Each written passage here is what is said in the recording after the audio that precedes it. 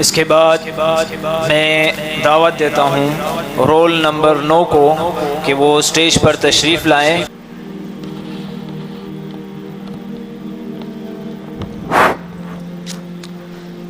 نحمده ونصلي على رسوله الكريم أما بعد فأعوذ بالله من الشيطان الرجيم بسم الله الرحمن الرحيم اقرأ باسم ربك الذي خلق خلق الإنسان من علق اقرأ وربك الأكرم الذي علم بالقلم علم الإنسان ما لم يعلم صدق الله العظيم قال النبي صلى الله عليه وسلم طلب العلم فريضة على كل مؤمن أن يعرف الصوم والصلاة والحرام والحدود والأحكام أو كما قال عليه الصلاة والسلام.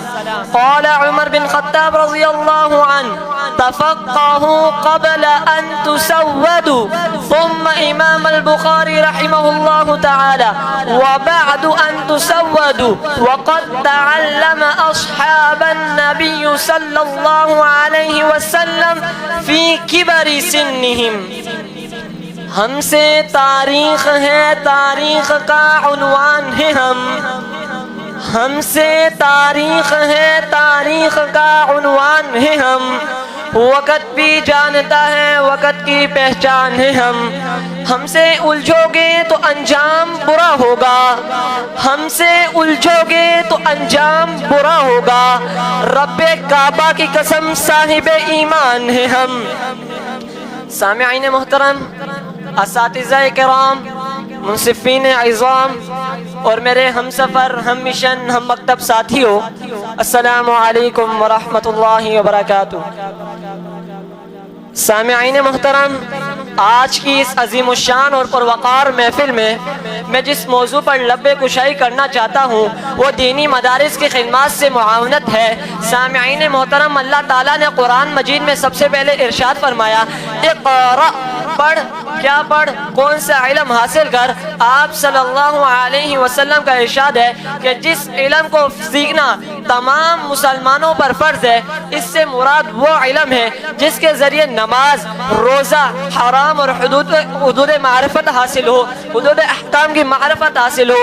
اور پھر عمر بن خطاب رضی اللہ عنہ فرماتے ہیں جو سرداری ہے، سرداری دی جانے سے پہلے بھی علم حاصل کرو. پھر امام بخاری رحمۃ اللہ علیہ فرماتے ہیں کہ اس کے بعد بھی علم حاصل کرو، کیونکہ ہم نے اپنے اصحاب رضی اللہ عنہ سے سیکھا ہے کہ وہ بڑھاپے کی حالت میں، بزرگی کی حالت میں بھی تعلیم سیکھے کرتے تھے.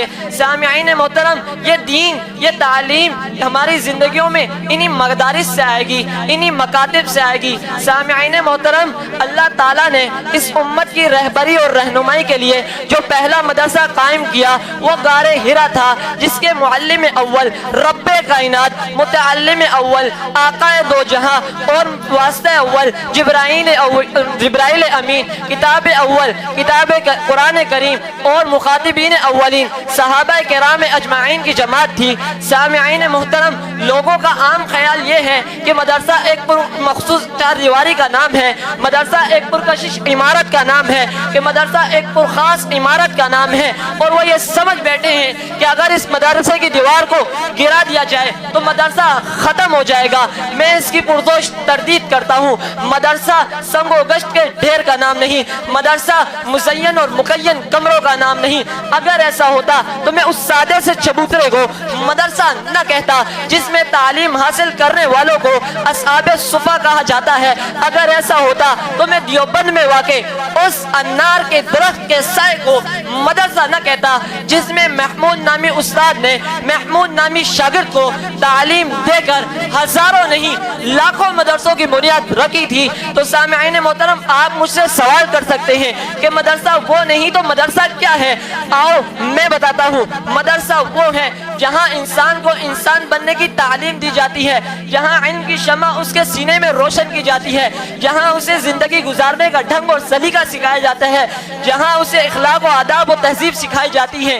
سامعین محترم، دور حاضر میں اگر ہم دینی مدارس کے کردار کا جائزہ لیں تو ذہن کی گلیوں میں فوراً یہ سوال گردش کرنے لگ جاتا ہے کہ ان دینی مدارس کا کیا کردار ہے، ان دینی مدارس کا کیا کارنامہ انجام ہے۔ آؤ میں بتاتا ہوں، اگر آج یہ دینی مدارس نہ ہوتے تو آپ کا جنازہ پڑھانے والا کوئی نہ ہوتا، اگر آج یہ دینی مدارس نہ ہوتے تو آپ کا نکاح پڑھانے والا کوئی نہ ہوتا، اگر آج یہ دینی مدارس نہ ہوتے تو رب کی توحید بتانے والا کوئی نہ ہوتا، اگر آج یہ دینی مدارس نہ ہوتے تو حقوق الوالدین بتانے والا کوئی نہ ہوتا، اگر آج یہ دینی مدارس نہ ہوتے تھے تو حقوق الزوجین بتانے والا کوئی نہ ہوتا، اگر آج یہ دینی مدارس نہ ہوتے تو تبلیغی جماعت کے مشن میں چلنے والا کوئی نہ ہوتا، اگر آج یہ دینی مدارس نہ ہوتے تو خانقاہوں میں بیٹھ کر اللہ اللہ کرنے والا کوئی نہ ہوتا، اگر آج یہ دینی مدارس نہ ہوتے تو فلسطین میں جہاد کرنے والا کوئی نہ ہوتا۔ ہاں اگر میں یہ کہوں تو گرا نہ ہوگا، اگر آج یہ دینی مدارس نہ ہوتے تو میں اور آپ اس محفل میں بیٹھ کر قول اللہ اور قول رسول بیان نہ کر رہے ہوتے۔ سامعین محترم، شاعر اسلام، مفکر پاکستان علامہ محمد اقبال رحمۃ اللہ علیہ، جن کی زندگی کا اکثر و بیشتر حصہ کالج و یونیورسٹی میں گزرا، ان کی قلندرانہ نگاہ کتنی دور اور رس اور حقیقت شناس تھی۔ وہ فرمایا کرتے تھے کہ ان مدارس کو انہی حال میں رہنے دو، غریب مسلمان کے بچوں کو انہی مدارس میں پڑھنے دو، اگر یہ ملا اور مدرسہ نہ رہا تو وہی کچھ ہوگا جیسا کہ میں کچھ اپنی آنکھوں سے دیکھ آ رہا ہوں۔ اگر آج بر صغیر کے مسلمان ان مدارس کے اثر سے محروم ہو گئے تو وہی کچھ ہوگا جیسا کہ اندلس میں ہوا۔ آج وہاں قرطبہ اور گنداتا کے کھنڈرات کے علاوہ اسلامک تحریک کا کوئی نام و نشان باقی نہ رہا۔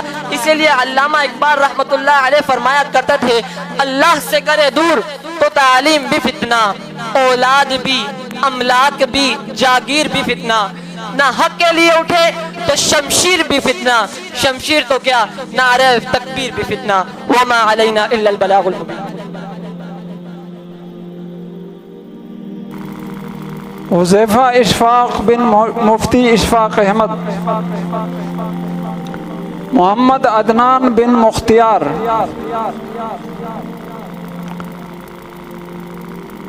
نظر شاہ بن جان سید،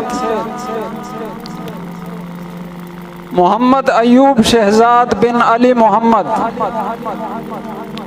کفایت اللہ بن شریف اللہ۔